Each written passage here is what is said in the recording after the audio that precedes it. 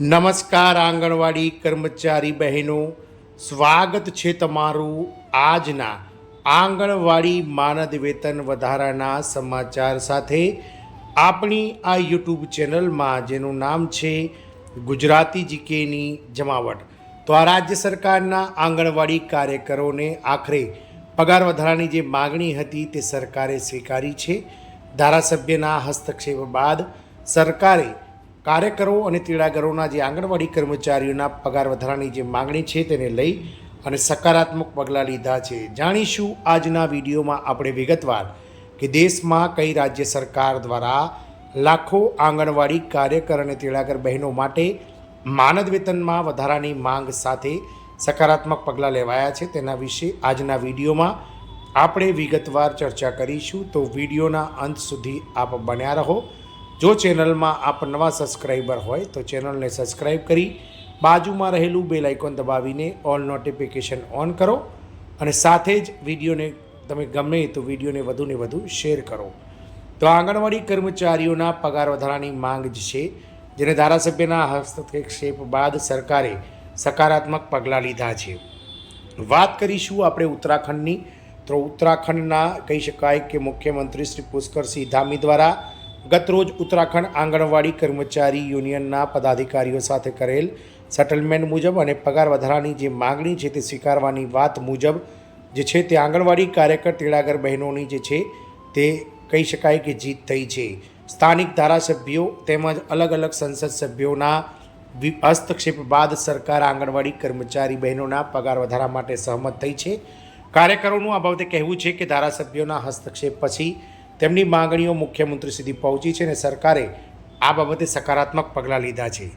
આપ સૌને જણાવી દઈએ કે ઉત્તરાખંડમાં ઘણા લાંબા સમયથી આંગણવાડી કાર્યકર અને તેડાગર બહેનો પગાર વધારાની માંગણી સાથે વિરોધ કરી રહ્યા હતા. ગત 1 એપ્રિલ 2026થી તમામ પ્રકારની એટલે કે ઓનલાઈન અને ઓફલાઈન તમામ પ્રકારની કામગીરી બંધ કરી અને આંગણવાડી કાર્યકર તેડાગર બહેનો વિરોધ કરી રહ્યા હતા. તેઓ વારંવાર મુખ્યમંત્રીશ્રીને મળવાનો પ્રયાસ પણ કરી રહ્યા હતા, પરંતુ મુલાકાતનો સમય મળી શક્યો ન હતો. આ પરિસ્થિતિથી હતાશ થઈને કર્મચારી દ્વારા ધારાસભ્ય સંસદ સભ્યોનો કહી શકાય આવેદનપત્રો સુપરત કરવામાં આવ્યા હતા અને જે કામદારોએ જણાવ્યું હતું કે ધારાસભ્ય દ્વારા આ બાબતની માંગણીઓને લઈ અને ગંભીરતાથી તેમણે લીધી હતી અને મુખ્યમંત્રી સુધી તેમની વાત પહોંચાડી હતી. પરિણામે સરકારે સકારાત્મક વલણ અપનાવી છે. જોકે હજુ સુધી કોઈ લેખિત આદેશ જારી કરવામાં નથી આવ્યો. કામદારોને આશા છે કે ટૂંક સમયમાં તેમની માંગણીઓને પૂર્ણ કરવામાં આવશે અને તેના માટે સરકાર દ્વારા વિધિવત પરિપત્ર પણ જાહેર કરવામાં આવશે. વધુમાં ધારાસભ્યએ જણાવ્યું હતું કે આંગણવાડી કાર્યકરો સમાજનો એક મહત્વપૂર્ણ ભાગ છે અને મહિલાઓના ગૌરવના સંદર્ભમાં તેમનું સન્માન પણ એટલું જ મહત્વપૂર્ણ છે. તેમણે ભારપૂર્વક જણાવ્યું હતું કે સરકાર તેમને રોજગાર આપવાનું ચાલુ રાખે છે, પરંતુ તેમના પગાર તેમના અપેક્ષિત વેતન કરતાં ઘણો ઓછો છે.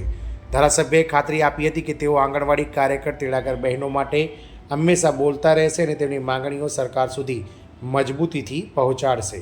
હડતાલ પર બેઠેલા આંગણવાડી કાર્યકરોએ ધારાસભ્યનો આભાર માન્યો અને આશા વર્કર તેમજ કહી શકાય કે આશા વ્યક્ત કરી અને માંગણીઓ પર ટૂંક સમયમાં નક્કર નિર્ણય લેવાનો જાહેરાત કરી છે. તો આમ ઉત્તરાખંડમાં આખરે ધારાસભ્ય, સંસદ સભ્યો વગેરેના હસ્તક્ષેપ બાદ ગત એપ્રિલ મહિનાથી જે આંદોલન ચાલી રહ્યું હતું તે હવે સમેટાશે, કારણ કે સરકાર દ્વારા જે છે તે સકારાત્મક વલણ અપનાવવામાં આવી છે અને તમામ આંગણવાડી કાર્યકર તેડાગર બહેનોના માનદ વેતનમાં વધારો કરવાનો નિર્ણય મુખ્યમંત્રીશ્રી દ્વારા ગત રોજ આંગણવાડી પદાધિકારીઓ સાથે થયેલી બેઠકમાં લેવામાં આવ્યો છે. આનાથી ઉત્તરાખંડના હજારો કાર્યકર, હજારો તેડાગર બહેનોના જીવનમાં ચોક્કસથી અજવાળું પથરાશે અને મોંઘવારીના સમયમાં આ બહેનોને પગાર વધારો, માનદ વેતનમાં વધારો ક્યાંક ને ક્યાંક બજાર સામે વધતી મોંઘવારી સામે ટકવા માટે મદદરૂપ થશે. જય હિન્દ, અસ્તુ.